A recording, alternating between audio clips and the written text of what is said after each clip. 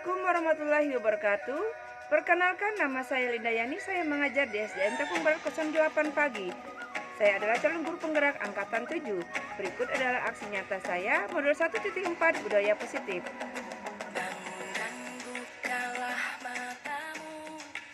Perkenalkan, beliau adalah fasilitator saya, Ibu Deka Andriani, dan pengajar praktik adalah Ibu Yurisa Purnamasari.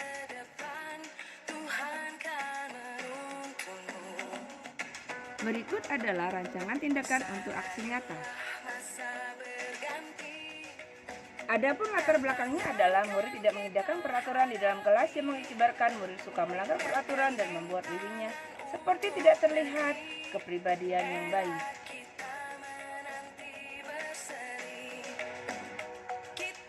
Selanjutnya adalah tujuan aksi nyata, yaitu mewujudkan murid yang berbudi pekerti luhur menuju profil pelajar Pancasila, menanamkan dan menumbuhkan budaya positif di lingkungan SDN Cakung Barat 08 pagi dengan meyakini bahwa nilai-nilai yang terkandung dalam profil pelajar Pancasila.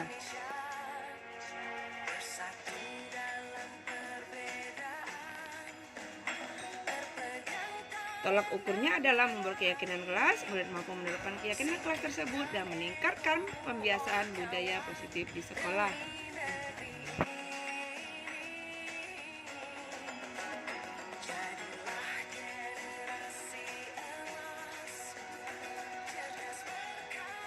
Lini masa tindakan, langkah-langkahnya mendiskusikan, mengumpulkan rekan guru, dan melakukan kolaborasi, serta melakukan refleksi dan evaluasi.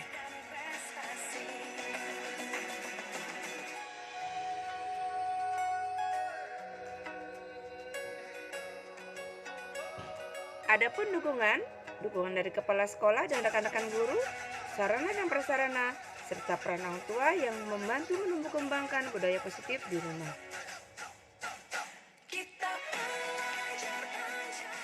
Baiklah, berikutnya saya akan memberikan dan menampilkan materi yang saya sampaikan pada dasar pengimbasan di SDN Cakung Barat 08 pagi, budaya positif.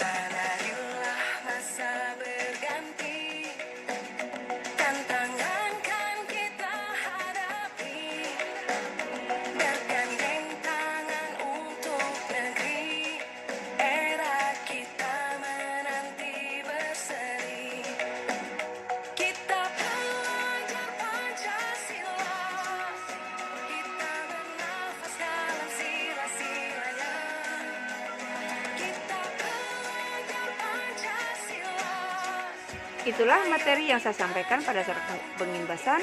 Berikut adalah aksi nyata. Selamat menyaksikan. Bismillahirrahmanirrahim. Assalamualaikum warahmatullahi wabarakatuh. Selamat siang. Salam Swastiastu, Namo Buddhaya, salam kebajikan. Yang pertama yang kami hormati Kepala Sekolah SDN Cakung Barat 08, yang kami hormati Wakil Kepala Sekolah Kurikulum dan Kesiswaan SDN Cakung Barat 08, dan tentunya Bapak Ibu tenaga pendidik dan kependidikan yang sudah bersama-sama dalam keadaan bahagia, sejahtera, bisa memenuhi undangan pada acara kegiatan penggibasan budaya positif di SDN Cakung Barat 08, dan tentunya teristimewa kepada guru penggerak salah satunya di SDN Cakung Barat 08, yaitu Ibu Lindayani, yang pada kesempatan hari ini akan menyampaikan materinya, yaitu tentang penggibasan budaya positif di SDN Cakung Barat 08. Sebelum acara dimulai, kami ingatkan kembali kepada Bapak Ibu guru supaya gadgetnya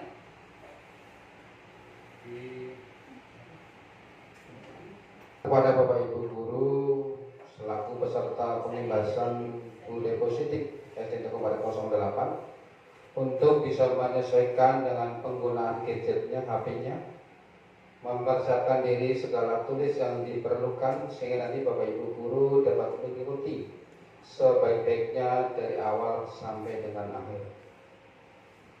Baiklah Bapak Ibu guru yang kami hormati, untuk mengefektifkan waktu yang terus berjalan, saya selaku pembicara akan menyampaikan terlebih dahulu susunan acara pembahasan materi budaya positif di SDN Cakung Barat 08.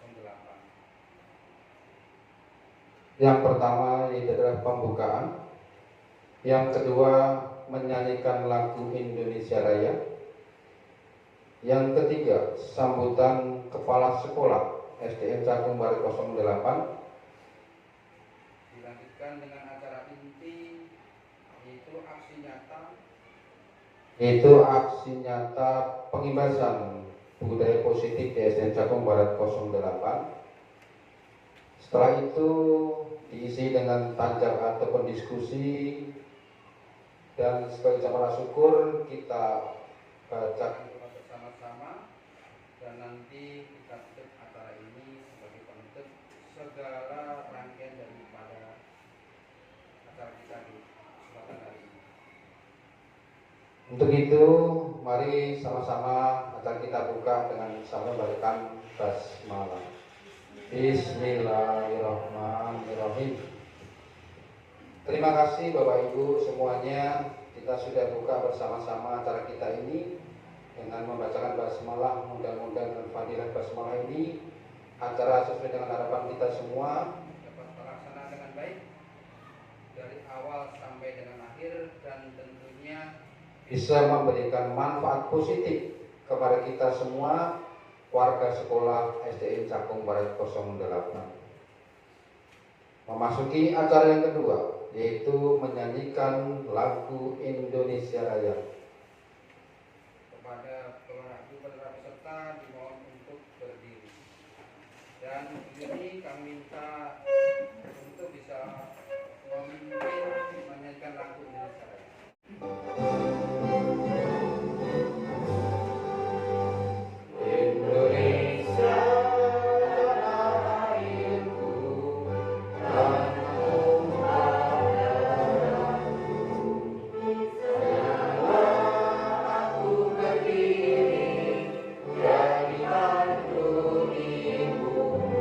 Terima kasih Bapak Ibu guru, sudah sama-sama kita menyanyikan lagu Indonesia Raya sebagai Kepala Sekolah SDN Cakung Barat 08. Untuk itu kepada Ibu Widya Astuti MWD, waktu dan tempat kami persilahkan dengan segala hormat.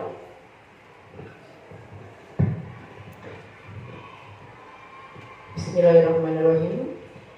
Assalamualaikum.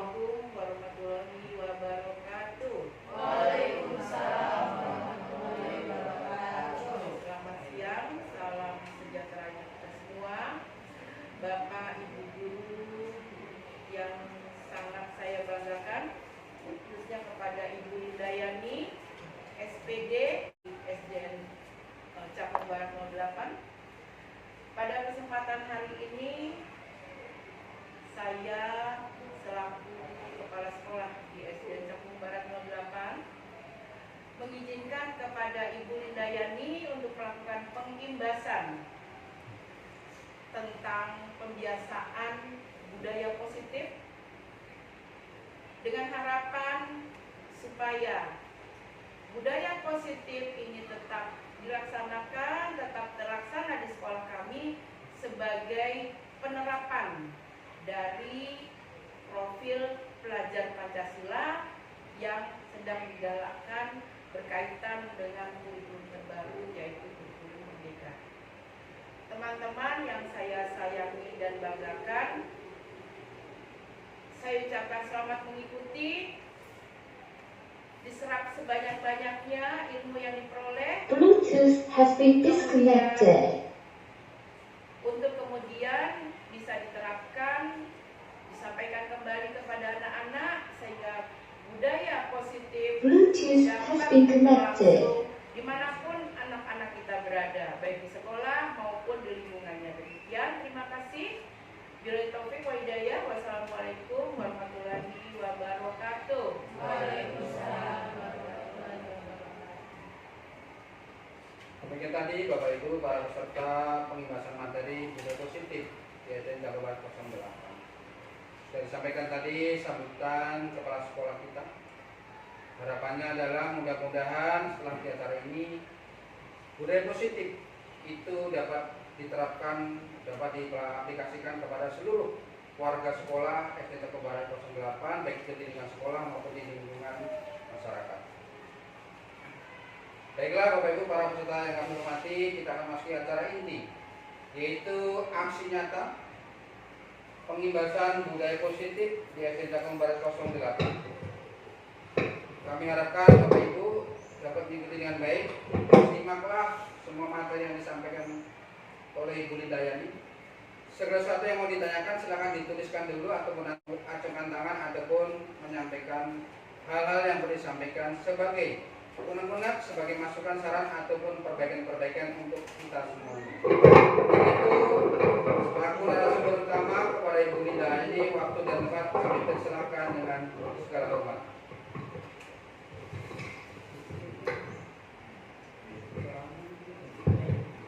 Assalamualaikum warahmatullahi wabarakatuh.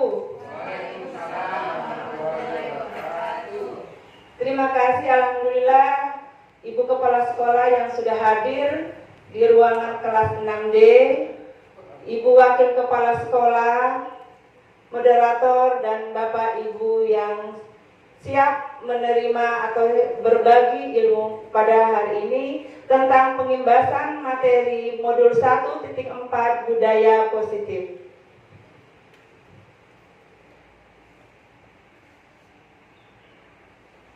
Saya ucapkan selamat datang kepada Bapak Ibu guru hebat.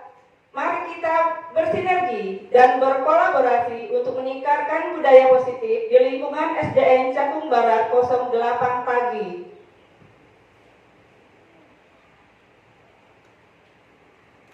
Sebelum memulai pengimbasan ini, saya akan memulai dengan pantun terlebih dahulu biar nggak kaku banget ya Bapak Ibu. Pinang muda dibelah dua, anak burung mati dirangga. Dari muda sampai ketua, ajaran baik jangan diubah. Terima kasih. Alhamdulillah, puji dan syukur kehadirat Allah Subhanahu wa taala yang berkat rahmat dan karunia-Nya pada hari ini saya bisa ada di hadapan Bapak Ibu untuk dalam rangka pengimbasan materi budaya positif modul 1.4.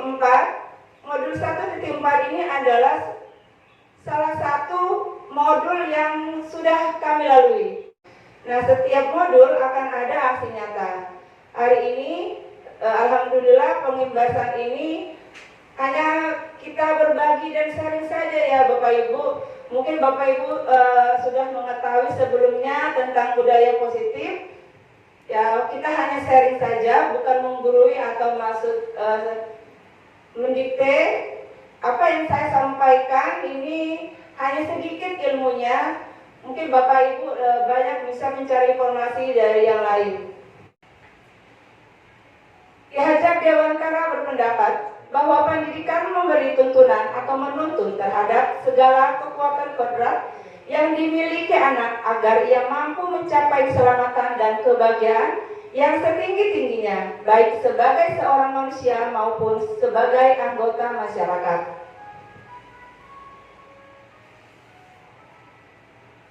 Budaya positif itu apa? Budaya positif adalah suatu pembiasaan yang bernilai positif. Di dalamnya mengandung sejumlah kegiatan yang mampu menumbuhkan karakter. Budaya positif diharapkan menjadi wadah bagi guru untuk menuntun murid-muridnya sesuai dengan kodrat alam dan kodrat zaman.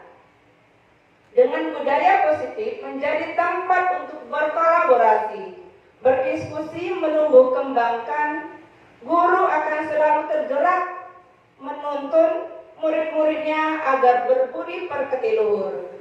Mari kita terapkan budaya positif menuju profil pelajar Pancasila.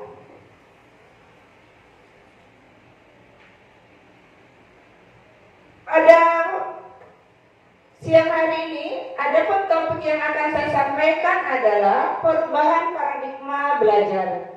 Yang kedua adalah konsep disiplin positif. Yang ketiga, motivasi perilaku manusia. Yang keempat, keyakinan kelas.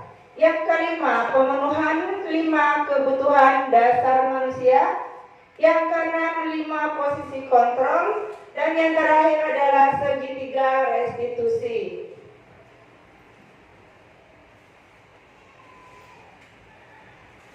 Perubahan paradigma belajar. Pembelajaran paradigma baru merupakan pembelajaran yang berorientasi pada penguatan kompetensi dan pengembangan karakter dengan nilai-nilai Pancasila. Yang sebelumnya, objek pembelajaran dengan paradigma baru kita ubah pola pikir lama menjadi pola pikir baru sebagai subjek pembelajaran. Murid merupakan subjek pembelajaran. Dengan adanya perubahan paradigma baru disesuaikan dengan kodrat alam dan kodrat zaman. Pengertian atau maksud dari kodrat alam dan kodrat zaman di sini, di Indonesia terdiri dari sekarang 37 provinsi. Dengan adanya penambahan 3 provinsi baru dengan geografis yang berbeda-beda, itu otomatis murid pun akan mempunyai pengalaman dan karakter yang berbeda, disesuaikan dengan zaman sekarang. Mungkin dulu anak belajar hanya mencatat dan mencatat, tapi sekarang dengan pembelajaran dengan kondisi sekarang, anak bisa belajar dengan menggunakan media. Anak bisa belajar dengan berdiskusi, anak bisa belajar dengan berkolaborasi. Dengan pembelajaran yang nyaman, merdeka, dan menyenangkan, jangan kita bebankan murid-murid kita dengan tugas-tugas yang melampaui atau tugas yang tidak bisa kerjakan, tetapi kita menuntut mereka harus bisa. Pola pikir seperti itu perlahan-lahan kita ubah untuk menuju kepada kurikulum merdeka. Kita tuntun murid-murid untuk menjadi kreatif, bernalar kritis menuju profil pelajar Pancasila, dimulai dari beriman, bertakwa kepada Tuhan Yang Maha Esa, berkebinekaan global, bergotong royong, kreatif, bernalar kritis, dan mandiri. Atau Bapak Ibu ada lagunya, bisa dinyanyikan? Belajar Pancasila, beriman dan bertakwa pada Tuhan Yang Esa, dan berakhlak mulia. Bisa Bu? Bisa Bapak Ibu? Oke, boleh diterapkan sebelum memulai pembelajaran. Sekali lagi ya Ibu Bapak ya.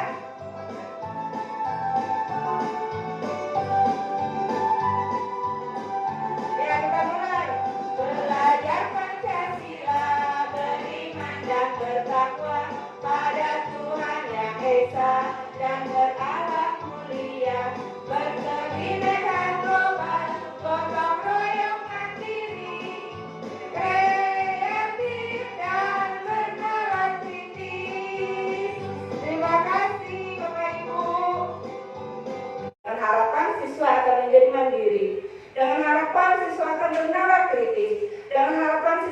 menjadi kreatif.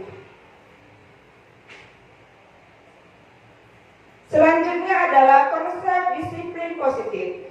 Disiplin positif merupakan pendekatan mendidik anak-anak untuk melakukan kontrol diri dan membentuk kepercayaan diri.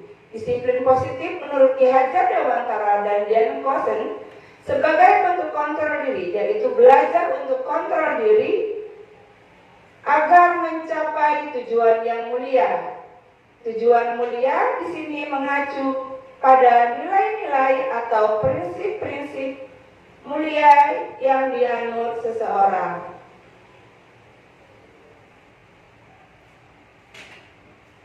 Berikutnya adalah motivasi perilaku positif.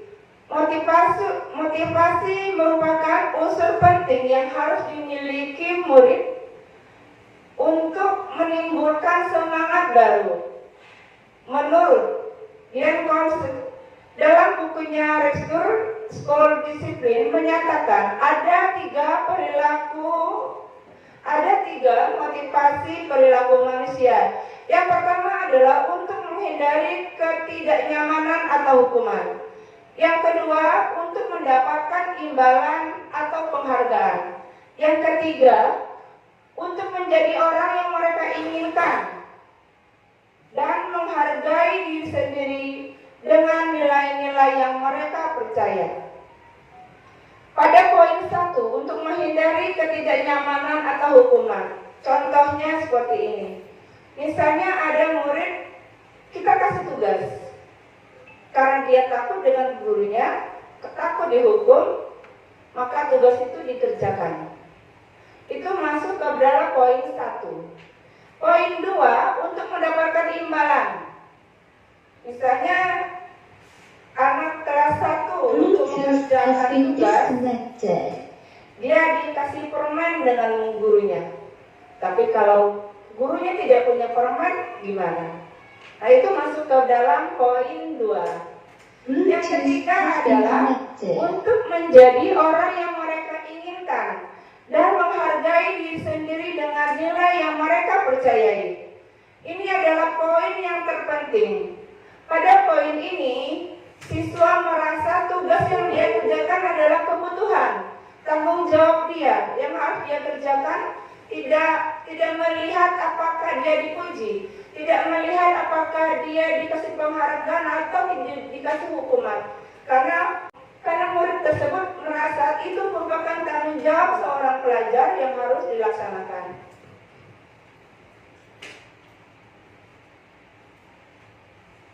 Berikutnya adalah keyakinan kelas. Keyakinan kelas itu apa sih, Bu, Bapak? Keyakinan kelas itu adalah salah satu disiplin positif yang bisa kita terapkan dalam membangun budaya positif di sekolah. Inilah poin yang menjadi simbol pada materi hari ini. Dengan keyakinan kelas, setiap kelas yang sudah disepakati bersama dapat mewujudkan tujuan pendidikan yang berorientasi kepada profil pelajar Pancasila. Ada beberapa urutan yang dapat dilakukan untuk merancang keyakinan kelas ini. Pertama, guru meminta semua murid di kelas untuk menuliskan apa saja aturan yang berlaku untuk di kelas tersebut. Kemudian, semua usulan ditulis baik di kertas ataupun di papan tulis. Ketiga, kalimat-kalimat yang sudah disepakati menjadi keyakinan kelas diubah menjadi kalimat positif. Yang keempat, guru bisa mengecek kembali usulan dari murid apakah masih ada pernyataan yang berbentuk aturan. Kelima, cek kembali keyakinan kelas secara berulang bersama-sama. Yang keenam, jika keyakinan kelas selesai sudah disepakati, guru bersama siswa meninjau kembali apakah sudah tepat. Kemudian guru dan siswa menandatangani keyakinan kelas yang sudah disepakati. Sebagai contoh, mungkin ada di ruangan ini, di sebelah kiri Bapak Ibu ada keyakinan kelas. Itu ada 31 kertas yang saya sebarkan kepada sejumlah murid di kelas saya. Mereka menulis peraturan kira-kira keyakinan kelas atau peraturan apa yang tepat. Mungkin aturan-aturan dulu yang harus ditegakkan. Kira-kira apa yang tepat ya. Nah, setiap siswa pasti berbeda-beda. Ada yang bilang tidak boleh mencontek. Ada yang bilang tidak boleh terlambat Bu. Ada yang bilang tidak boleh mengganggu teman. Mereka biarkan mereka berkreasi. Kemudian kertas tersebut kita tampung, kita tempelkan baik di papan tulis ataupun di karton. Kemudian kita saring. Kalimat-kalimat ini pasti ada yang sama. Nah, yang sama ini kita jadikan suatu kalimat yang tidak terlalu mendikte. Maksudnya tidak boleh mencontek. Jadi kalimatnya kita ubah. Di sini saya sudah memberikan contoh keyakinan kelas yang dari 3/1 siswa diperkecil menjadi 9. Yang pertama, jika ada teman yang saling mengolok-olok atau tidak mau berteman dengan teman yang lain, saling membedakan suku, di situ kita cukup menuliskan saling menghormati dan menghargai sesama teman. Ada kadang-kadang anak murid yang buang sampah sembarangan. Kadang-kadang buka sampahnya ditaruh di kolong meja. Boleh kita menulis menjaga kebersihan di dalam kelas. Kenapa ada tulisan di dalam kelas? Kenapa tidak di sekolah saja? Karena ini adalah merupakan keyakinan kelas. Nah, saya akan memberikan video. Kita akan menyaksikan bersama-sama bagaimana siswa kelas 6D membuat keyakinan. Contoh video keyakinan kelas yang sudah saya buat beserta anak-anak murid kelas 6D. Latar belakang, murid merupakan generasi selanjutnya yang akan menjalankan kegiatan-kegiatan atau semua bidang yang akan kita capai. Setiap murid mempunyai hak dan kewajiban yang sama. Murid adalah generasi penerus. Makanya setiap kegiatan apapun yang ada di sekolah itu guru harus berpihak pada murid.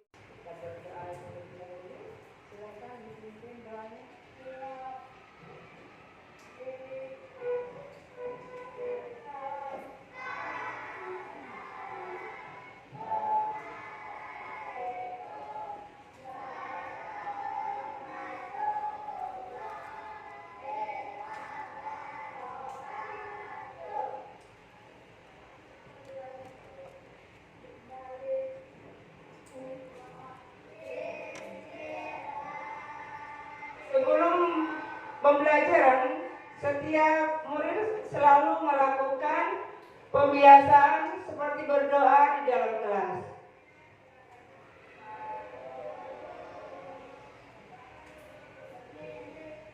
Pembiasaan selanjutnya yang biasa dilakukan adalah menyanyikan lagu wajib Indonesia Raya yang dilakukan atau dipimpin oleh setiap murid secara bergantian.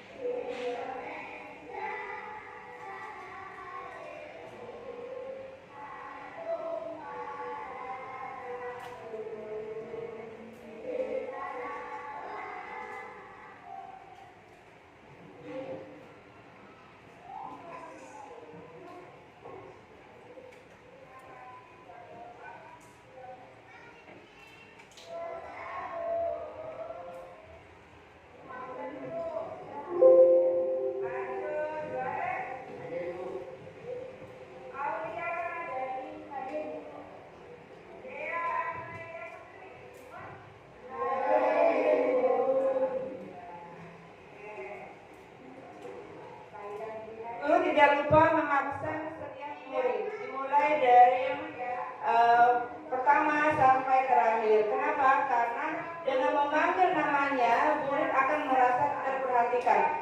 Sementara yang sudah kita lakukan adalah hadir tidak, hadir semua hadir. Mulai hari ini dan selanjutnya, coba kita biasakan sebelum memulai pelajaran untuk melihat apakah karena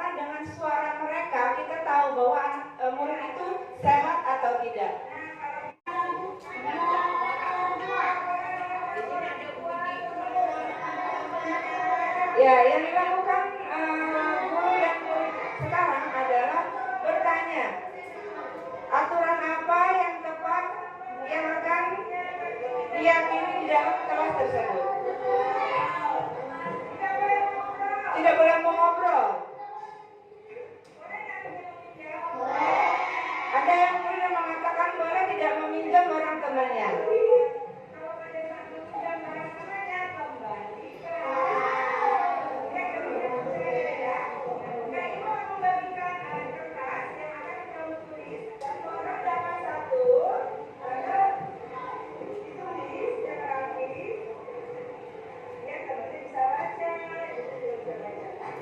Setiap murid mendapatkan kertas yang akan dia tulis berdasarkan apa yang dia yakini.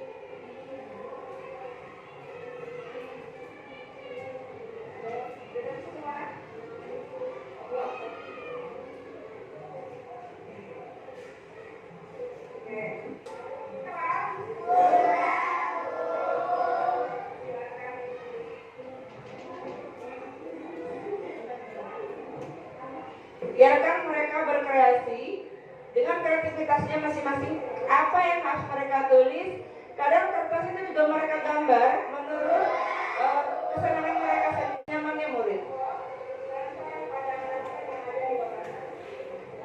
Jika sudah selesai menulis yang murid yakini, mereka akan menempel kertas tersebut pada lembar karton atau papan tulis.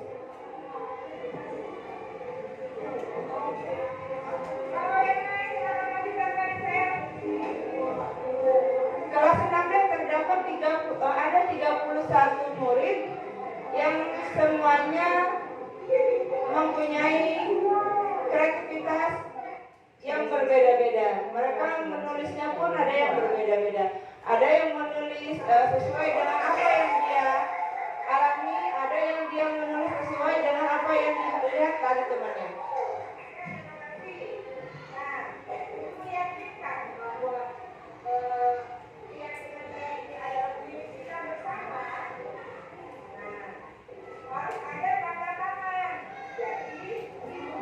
Ini yang saya maksud, setiap guru setelah membuat keyakinan bersama muridnya menandatangani supaya apa yang mereka tulis itu mereka ikut bertanggung jawab karena sudah merupakan kesepakatan di antara guru dan murid.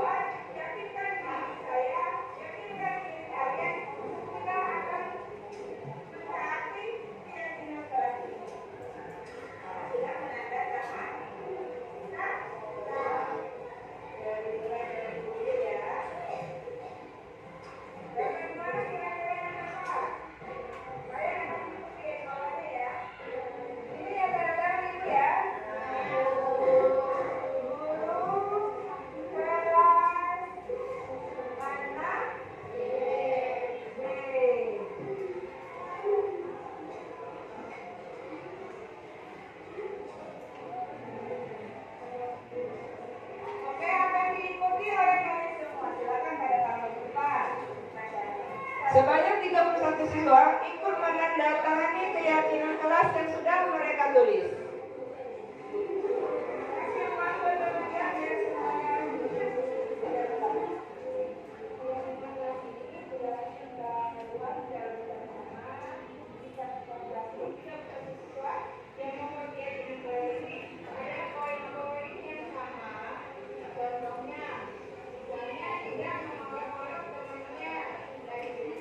Jika ada yang sama, jika menulis aturan yang sama, disitulah peranan guru dan murid untuk menulis kembali kalimat yang tepat pada keyakinan kelas tersebut.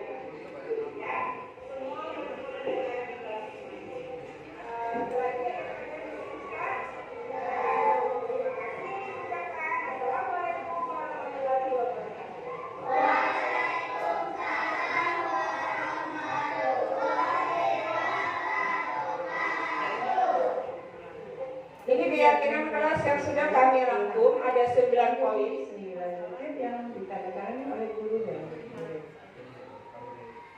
Demikian keyakinan kelas yang sudah telah kami buat. Mudah-mudahan dapat Bapak Ibu terapkan di kelas masing-masing. Berikutnya adalah pemenuhan 5 kebutuhan dasar manusia.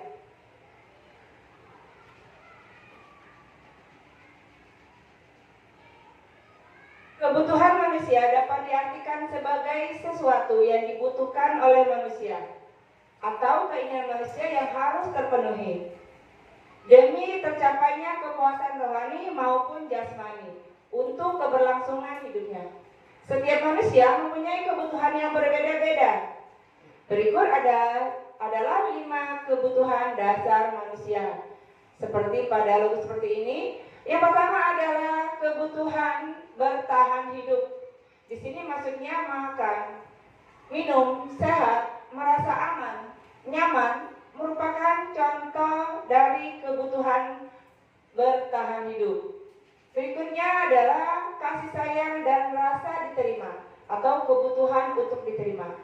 Kebutuhan ini berkaitan dengan aspek sosial dan aspek psikologi. Contoh, kebutuhannya adalah rasa diterima di dalam lingkup tertentu, di dalam kelas, rasa dicintai, apakah dicintai dengan temannya, apakah dicintai dengan lingkungannya dan keluarganya. Berbagi. Di sini kita menerapkan kepada murid untuk saling berbagi dan bekerja sama, saling berawal dan penguasaan. Kebutuhan pengakuan atas kemampuan. Ketika seseorang ingin didengar, diakui, dianggap, berprestasi, memimpin, menjadi kompeten, maka sesungguhnya orang tersebut memiliki kebutuhan untuk atau akan kekuasaan dan penguasaan. Selanjutnya adalah kebebasan. Ketentuan akan pilihan. Setiap orang bebas untuk mandiri, untuk mengekspor apa yang dia miliki, untuk menerapkan apa yang dia dapat kepada orang lain, untuk menularkan, untuk sharing, dan untuk berbagi. Yang selanjutnya terakhir adalah kesenangan. Kebutuhan untuk merasa senang. Kebutuhan ini memang terlihat sepele, tetapi itu mendominasi yang lain. Rasa senang, gembira, humor, dapat tertawa dengan gurauan, tantangan dan pembelajaran bermakna, bermain sambil belajar. Makanya di pada kurikulum Merdeka, bagaimana pemerintah menerapkan agar murid-murid bisa merdeka, bisa nyaman, bisa belajar dengan apa yang dia kehendaki. Terkadang pada saat sebelumnya kita menerapkan pembelajaran yang sama kepada setiap murid. Pada pembelajaran atau pada kurikulum Merdeka kita tidak bisa memberikan materi yang sama kepada murid. Atau misalnya seperti ini. Bu, hari ini kita belajar tentang bunga dahlia. Terus temannya bilang, Bu, kita belajar tentang bunga sepatu aja. Itu boleh gurunya menuruti apa yang dikehendaki murid. Kenapa? Karena merdeka tadi, bebas. Kita tidak bisa menuntut yang ini saja, itu tidak bisa. Mungkin sebelumnya seperti itu. Selanjutnya dengan menerapkan kurikulum Merdeka, kita harus siswa yang merdeka. Boleh mereka yang menentukan. Mereka boleh, Bu, pelajarannya yang sebaiknya ini aja, karena saya mengertinya seperti ini. Ini boleh diterapkan di kita, tolong misalnya, atau gurunya otomatis, guru adalah penuntun. Jadi guru menuntun murid-muridnya ke arah yang lebih, atau ke arah apa yang siswa atau murid kehendaki.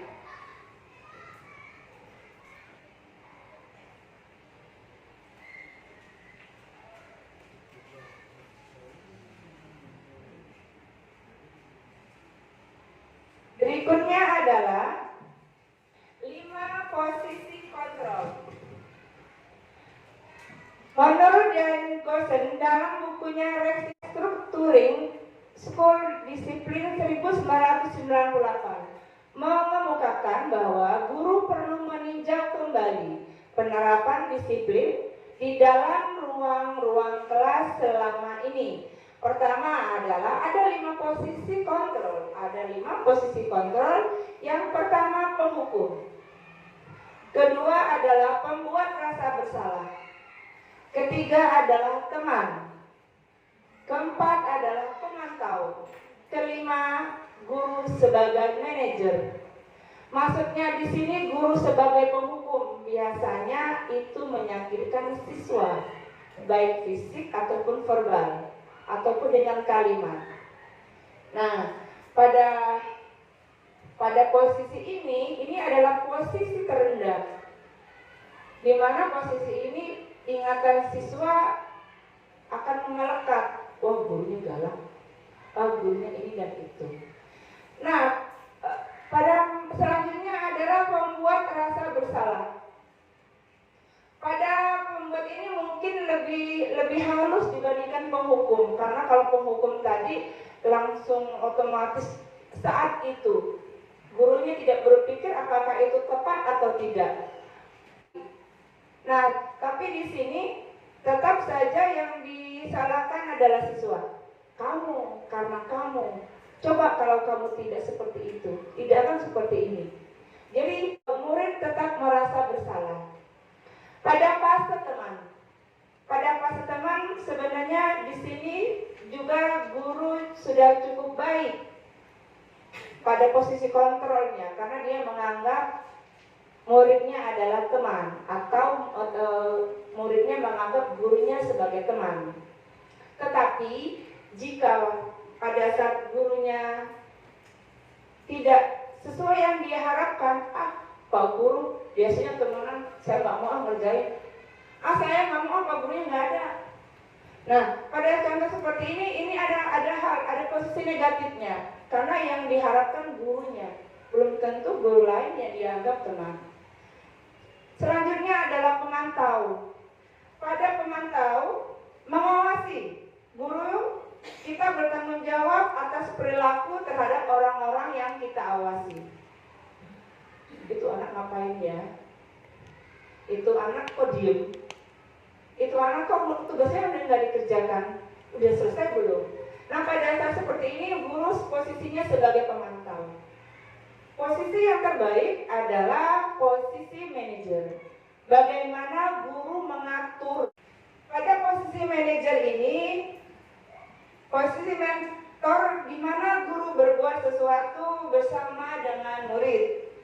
Mempersilakan murid untuk mempertanggungjawabkan apa yang dilakukannya. Ini adalah 5 posisi kontrol. Saya harap Bapak Ibu semua berada di posisi 5, walaupun terkadang posisi 1 paling sering. Sebelum saya mengikuti guru penggerak, calon guru penggerak, mungkin saya termasuk posisi 1. Menghukum langsung tanpa saya berpikir. Contoh, saya tidak mengerjakan PR. Yang saya hukum dia menyapu halaman. Nggak ada nyambungnya, Bu. Nggak ada nyambungnya, Bapak. Harusnya apa? Ntar kita lihat, akan ada contoh. Sebagai teman juga, mungkin ada baiknya. Pemantau, hanya melihat dan melihat. Ini posisi terakhir adalah posisi manajer. Topik yang ke-7 adalah segitiga restitusi. Apa yang kita lakukan jika murid melanggar keyakinan kelas? Jika ada murid yang tidak mengerjakan PR, jika ada murid yang berkelahi, jika ada murid yang mengolok-olok, apa yang harus guru lakukan? Sebagai kasus contoh di sana, saat pembelajaran praktik ada murid tidak mengerjakan PR sesuai dengan kesepakatan kelas. Kebiasaan selama ini adalah membuat mereka tidak nyaman atau langsung maafin. Kita cenderung memperhatikan kesalahannya, tidak tahu apa yang murid alami. Kenapa dia tidak mengerjakan? Kita langsung mengejas dia tidak menyelesaikan tugasnya. Pada segi restitusi merupakan salah satu cara memperbaiki diri untuk mewujudkan disiplin diri. Segitiga restitusi adalah proses menciptakan kondisi bagi murid untuk memperbaiki kesalahannya sehingga karakter mereka lebih kuat ketika kembali pada kelompoknya. Yang pertama adalah menstabilkan identitas. Maksudnya menstabilkan identitas di sini adalah mengubah atau merubah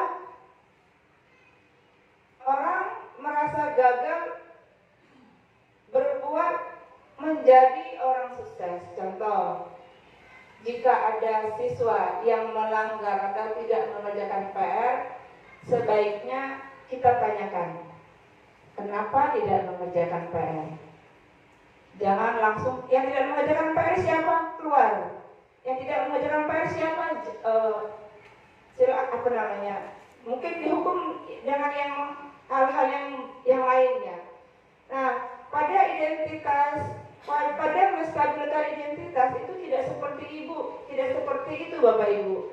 Kita tanya dulu, kamu kenapa tidak mengerjakan PR? Supaya kita tahu kenapa siswa tersebut tidak mengerjakan PR. Jangan langsung mengejas, kamu malas, kamu nakal, kamu ini dan itu. Selanjutnya adalah validasi tindakan yang salah. Jika siswa tidak mengerjakan PR, jika kita tanya, kenapa kamu tidak mengerjakan PR, nak? Pasti dia akan menjawab.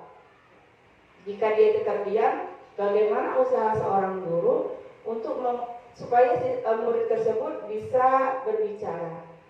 Kalau misalnya dia menjawab, saya lupa Bu,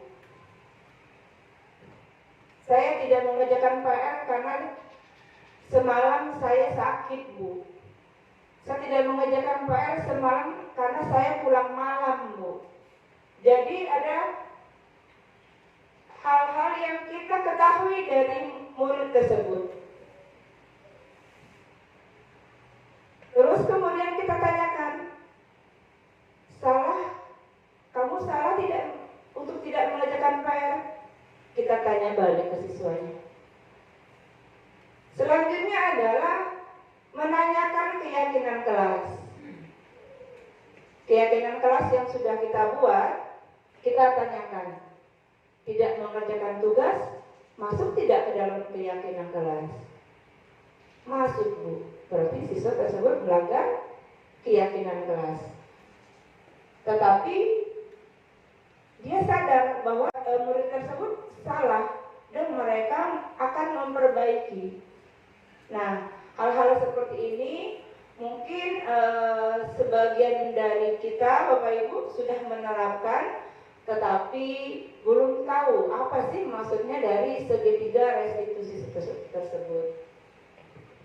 Berikut adalah contoh video segitiga restitusi yang sudah saya buat bersama murid kelas 6B. Tapi sebelumnya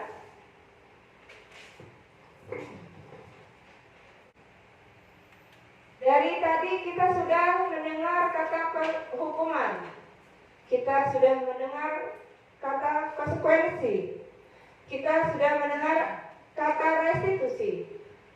Apa sih perbedaannya? Hukuman adalah sesuatu yang menyakitkan seperti yang tadi saya katakan, dan sifatnya mendadak tanpa guru berpikir itu cocok atau tidak, tepat atau tidak hukuman tersebut. Yang kedua adalah konsekuensi, telah disepakati bersama dan pelanggar dibuat tidak nyaman untuk sementara.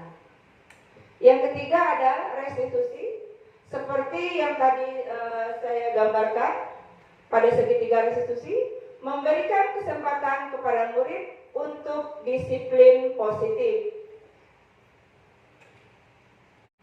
Ya, ini adalah contoh hukuman, konsekuensi, dan restitusi. Berdasarkan tadi keterangan yang apa sih hukuman, apa sih konsekuensi dan restitusi, Ini adalah salah satu contoh.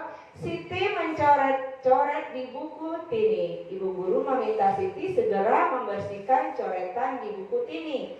Tindakan ibu guru tersebut adalah penerapan. Apakah dari hukuman, konsekuensi, atau restitusi? Saya mau bertanya kepada Bapak Ibu, apakah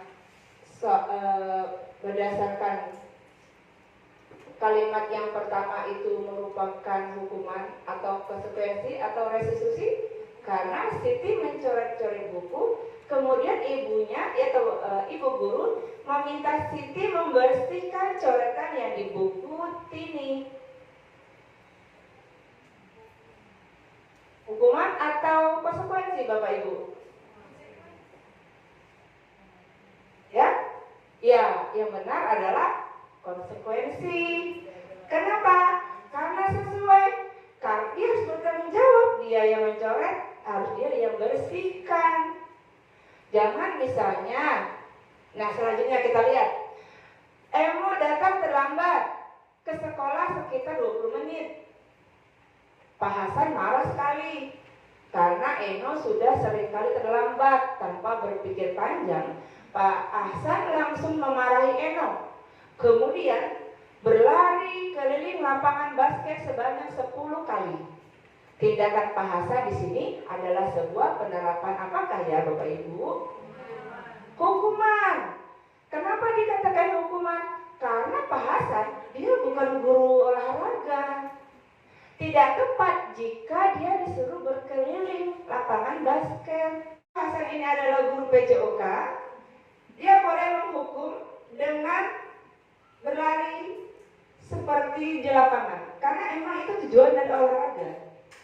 Tapi jika dia bukan guru olahraga, kita memberikan hukuman yang berbeda dan tidak ada kaitannya dengan datang terlambat dengan lari, itu hal yang berbeda atau hal itu merupakan hukuman. Tidak tepat jika dikatakan konsekuensi.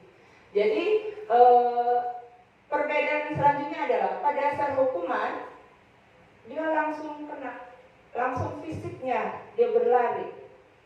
Nah tapi pada saat konsekuensi, apa yang kamu kerjakan itu kamu harus bertanggung jawab. Itu merupakan konsekuensi.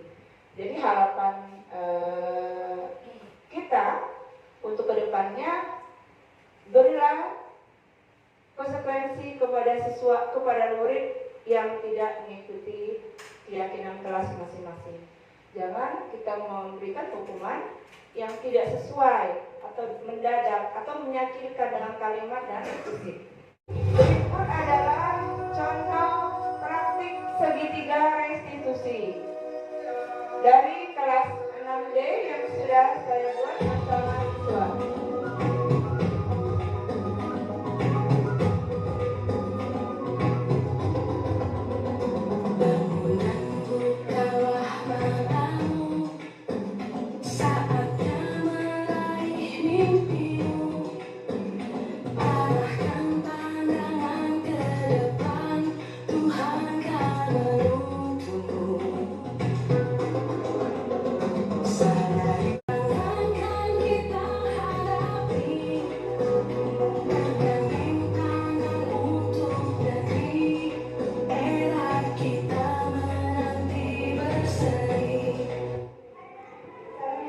Pada kasus pertama, terdapat siswa yang tidak mengerjakan tugas. Tugasnya dikumpulkan ya.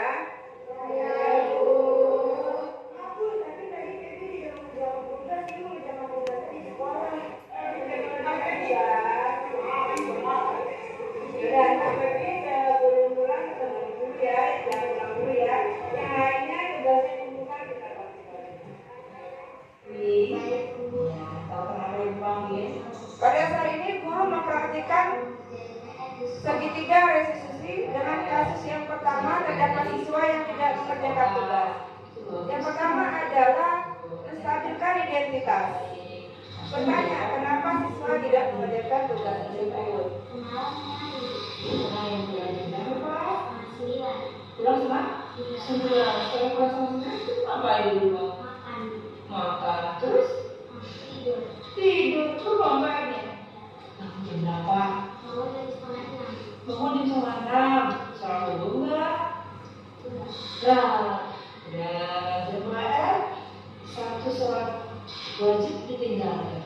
Dari perbuatan yang kurang baik bisa ditingkatkan menjadi lebih baik lagi. Yang tadinya sholatnya 5 waktu harus wajib menjadi 5 waktu. Yang tadinya kayaknya dikerjakan sedikit-sedikit ditingkatkan supaya dikerjakan kayaknya lebih. Baby sudah mengakui kesalahan, sudah tahu kesalahannya seperti apa, diperbaiki dan jangan diulangi kembali. Pada kali ini adalah masa yang kedua ada PR itu merupakan tanggung jawab yang harus dikerjakan, bukan karena guru, tetapi itu merupakan ketindakan yang salah. Menanyakan keyakinan kelas, murid akan menjawab keyakinan kelas berdasarkan apa yang dia pahami. Ya, saja ambil tasnya silakan.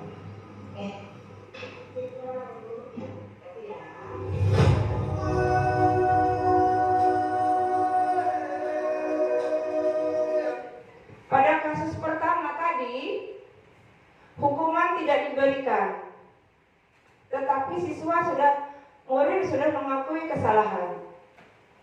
Kesalahan pertama, dia tidak mengerjakan PR. Dengan murid tadi sudah mengakui kesalahan, memperbaiki kesalahan, dia tidak merasa bahwa dia dihukum terlalu menyakitkan, sehingga dia bisa kembali pada kelompoknya. Artinya dia tidak merasa minder, karena setelah murid dihukum, biasanya murid yang lain akan mengolok-olok. Berikutnya adalah kasus yang kedua. Berikutnya adalah siswa yang berkelahi, ada murid yang berkelahi karena mengolok-olok orang tua. Ayo kita bangun, yuk ya.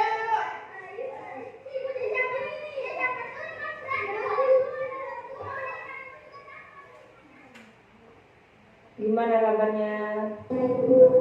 Tahu kenapa dipanggil? Kenapa?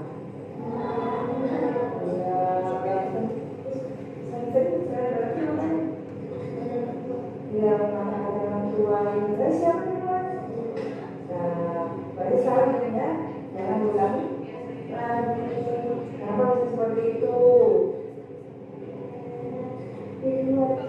Pada kasus kedua, murid merasa bersalah karena perbuatan yang dia ucapkan kepada temannya. Tidak boleh namanya disebut di sekolah, apalagi alasannya untuk mengolok. Itu perbuatan yang tidak baik. Harus saling menghargai, saling menghormati supaya di dalam kelas dengan teman menjadi kerukunan. Ya, jangan diulangi kembali. Ibu dulu juga pernah terjadi sama seperti kalian.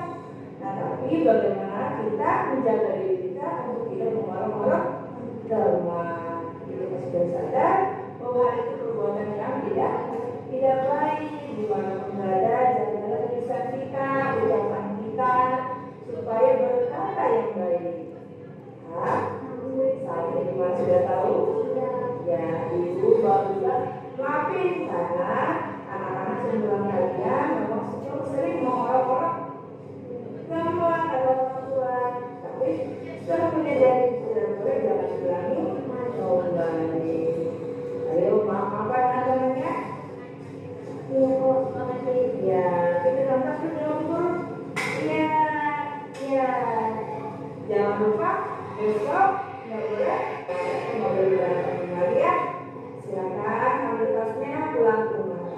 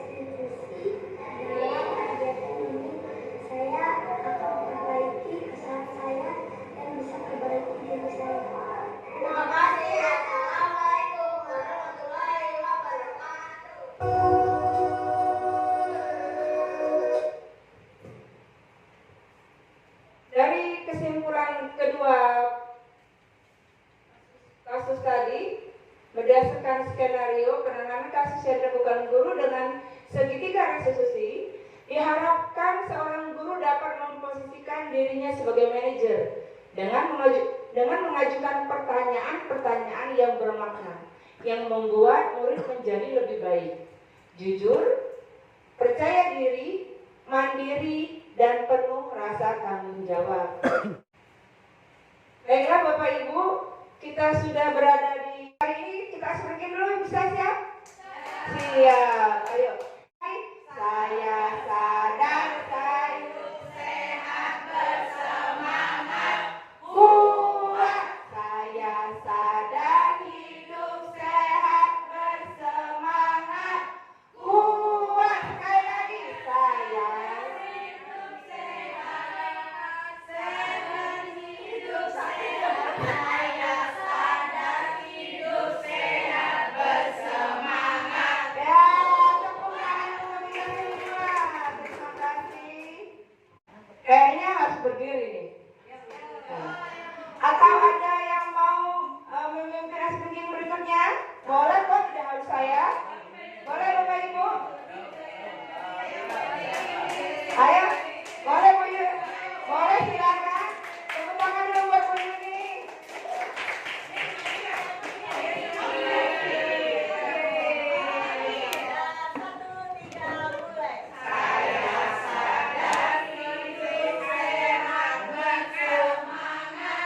Kuat. Saya sadar hidup sehat bersemangat kuat. Saya sadar hidup saya sehat bersemangat. Saya sadar hidup sehat bersemangat kuat. Tepuk tangan Ibu Bapak. Terima kasih Bu Yuni. Oh ya Bapak Ibu guru hebat, saya akan menyampaikan bahwa Mempelajari tentang nilai-nilai guru penggerak dan peran sebagai guru penggerak. Jadi kadang-kadang mungkin kita tanpa kita sadari peran kita sebagai guru di sekolah itu apa? Apakah kita sudah berpihak kepada murid kita? Itu patut kita pertanyakan.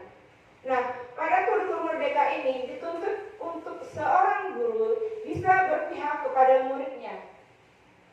Nah, jika memang muridnya itu ada kesalahan, nah makanya ada segitiga restitusi tadi. Itulah fungsinya. Kedua, berikutnya seorang guru, peran guru adalah menjadikan murid itu sebagai pemimpin. Sebagai pemimpin buat dirinya sendiri.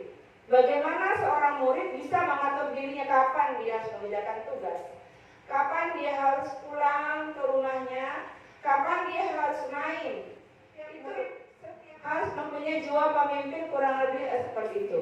Jika seorang murid sudah mempunyai jiwa disiplin, dia bisa mengatur hari-harinya untuk belajar lebih tertib, untuk belajar disiplin, agar apa yang disampaikan gurunya akan lebih terserap. Jika seorang murid sudah mempunyai jiwa kepemimpinan.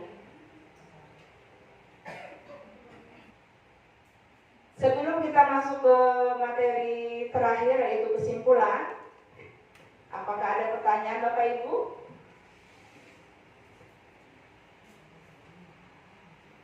Apakah perbedaan konsekuensi hukuman dan restitusi bisa dipahami? Karena itu bisa kita terapkan kepada murid-murid kita di sekolah. Pembiasan-pembiasan yang sudah ada di SD Cakung Barat 08 pagi kita bisa terapkan dan kita bisa tingkatkan supaya murid-murid kita bisa menuju ke 6 profil Pancasila yang dijalankan oleh Kemendikbud. Kesimpulannya adalah budaya positif merupakan kebiasaan atau perilaku positif yang disepakati bersama untuk dijalankan dalam waktu yang lama.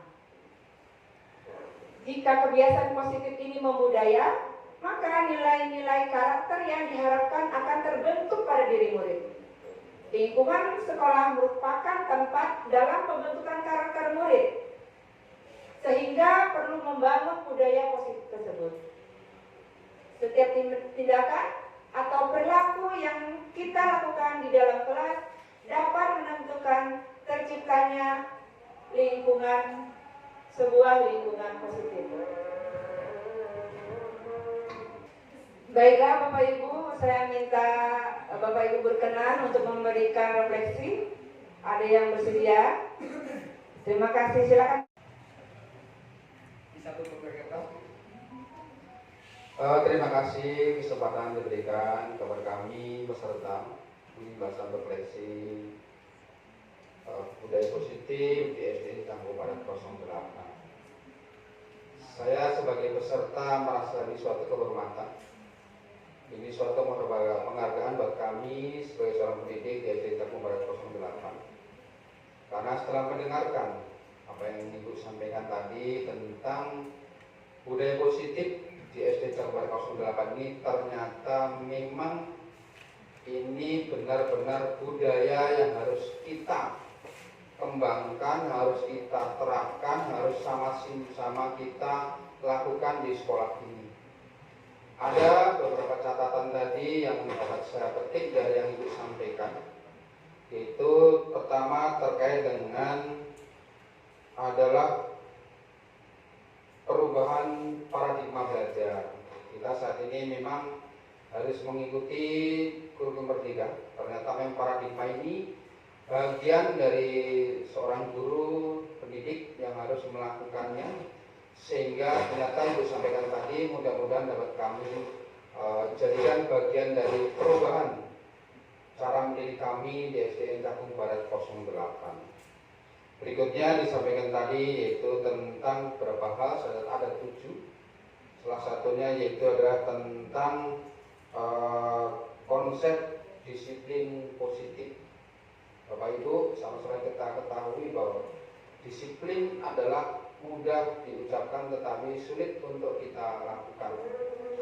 Kata-katanya cuma disiplin, tapi ternyata kita sendiri seorang guru harus bisa menjadi teladan, harus bisa menjadi contoh untuk memberikan disiplin tersebut pada anak-anak. Jadi dimulai dari kita para peserta, mudah-mudahan kedisiplinan akan bersama-sama kuat di SDN Cakung Barat 08. Dan tadi disampaikan juga tentang motivasi perilaku positif. Ini bagian juga yang ternyata memang budaya perilaku positif ini harus kita juga tanamkan kepada anak, baik itu saat kita belajar maupun pada saat tidak belajar, saat istirahat, saat pembiasaan, saat pembelajaran dan banyak hal. Karena perilaku ini ternyata memang di sekolah adalah bagian merubah perilaku mereka, sehingga nanti saat mereka di masyarakat, perilaku itu adalah perubahan setelah mereka mengikuti pendidikan. Saya juga tertarik dengan keyakinan kelas. Saya nyatakan mungkin kayak dengan kesepakatan kelas, aturan-aturan yang disepakati bersama. Ternyata ini benar juga. Muncul nanti ada di sana bentuknya hukuman, bentuknya konsekuensi, dan bentuknya restitusi. Ternyata ketiga ini memang kadang-kadang kita selaku guru perlu mendengarkan ini sebagai pencerahan buat kita semuanya. Ternyata memang luar biasa apa kita dengarkan hari ini. Ternyata memang hal itu adalah yang positif dan harus kita jadikan positif di sekolah kita untuk kebaikan kita bersama. Berikutnya tentang pemenuhan kebutuhan dasar manusia. Memang kita adalah manusia, kita adalah makhluk sosial, kita adalah makhluk berpancasila, sehingga memang segala sesuatu harus kita terapkan tentang kebutuhan dasar ini untuk bertahan hidup, untuk mendapatkan pengakuan dan sebagainya. Karena ini adalah bagian dari mereka, bagian dari kita semuanya. Dan tadi ada tentang segitiga restitusi. Mudah-mudahan ini pun dapat kita jadikan bagian dari kehidupan pendidikan di SDN Cakung Barat 08. Demikian sedikit kami sampaikan. Mudah-mudahan yang sampaikan ini merupakan refleksi buat kita semuanya. Bagian dari mungkin tantangan buat kita semua untuk merubah SDN Cakung Barat New yang merupakan perubahan besar yang menjadi bagian dari tanggung jawab moral kita semuanya. Assalamualaikum warahmatullahi wabarakatuh. Assalamualaikum warahmatullahi wabarakatuh. Kita kasih tepuk tangan yang meriah buat Pak Juhadi yang sudah memberikan refleksi. Ada lagi Bapak Ibu yang siap? Alhamdulillah. Silakan Ibu Sari.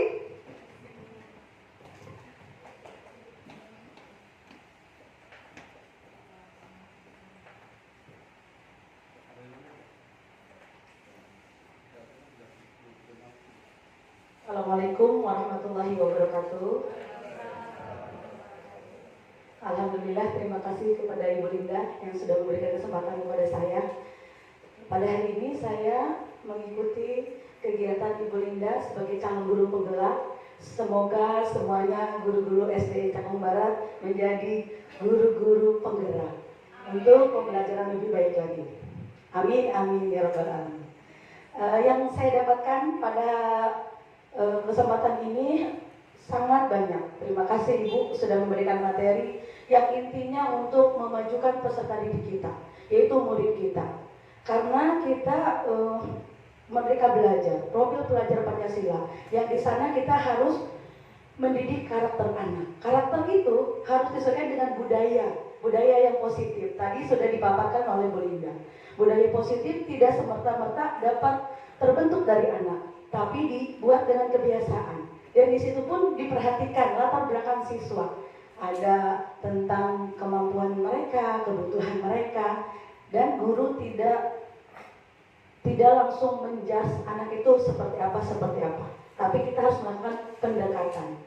Lalu Bu Linda juga sudah menjelaskan tadi menggunakan keyakinan kelas, dan itu didapat dari anak-anak sendiri, murid-murid sendiri, dan mereka akan konsekuensi dengan tanda tangan mereka melakukan semua yang mereka putuskan secara bersama. Dan insya Allah dengan seperti itu akan merubah dan lama-lama pasti akan menjadi budaya. Setelah menjadi budaya, karakter mereka pastinya akan menuju ke profil pelajar Pancasila. Yang sama-sama kita ketahui, kalau sudah menjadi karakter, insya Allah akan menjadi anak-anak yang baik. Murid kita adalah penerus kita. Jadi kalau murid kita lebih baik secara akhlak, secara santun sopan, semua yang mereka dapatkan insya Allah akan menjadi lebih baik lagi. Dan sekolah kita pasti akan menjadi sekolah unggulan dengan anak-anak yang baik dan mempunyai prestasi yang baik pula. Terima kasih Bu Linda untuk waktunya, dan saya ucapkan terima kasih banyak. Wassalamualaikum warahmatullahi wabarakatuh. Terima kasih Bapak Ibu yang sudah hadir, yang sudah sharing dan berbagi dan mengikuti acara demi acara sampai selesai. Baiklah, tadi saya mulai dengan pantun, sekarang saya akan tutup dengan pantun juga. Pergi ke museum untuk melihat lukisan. Jangan lupa mampir minum es rendang mayang. Demikian selesai sudah pengimbasan. Semoga bermanfaat untuk para guru tersayang. Terima kasih saya ucapkan Bapak Ibu Kepala Sekolah yang sudah memberikan kesempatan kepada saya, yang sudah berbagi, saya bisa berbagi ilmu, berbagi apa yang saya terima dari selama pembelajaran modul 1.1 sampai modul 1.4. Mudah-mudahan bisa diterapkan di SDN Cakung Barat 08 pagi. Mudah-mudahan juga kita sebagai pelaku atau guru yang menuntun muridnya ke arah lebih baik untuk mendapatkan murid yang jauh lebih baik lagi menuju profil pelajar Pancasila. Terima kasih. Assalamualaikum warahmatullahi wabarakatuh.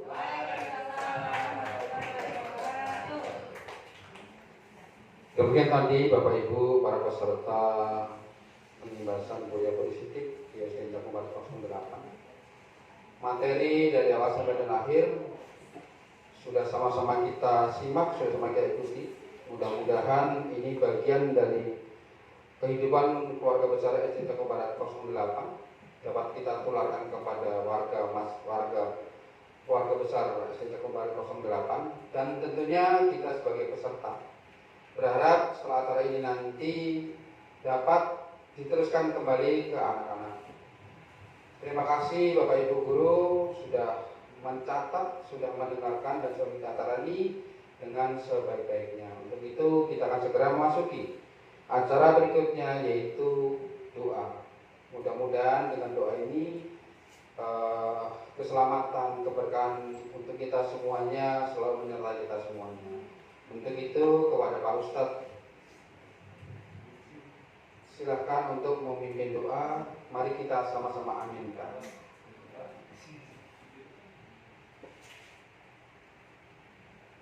Astagfirullahaladzim, astagfirullahaladzim, astagfirullahaladzim. A'udzubillahi minasyaitonir rajim.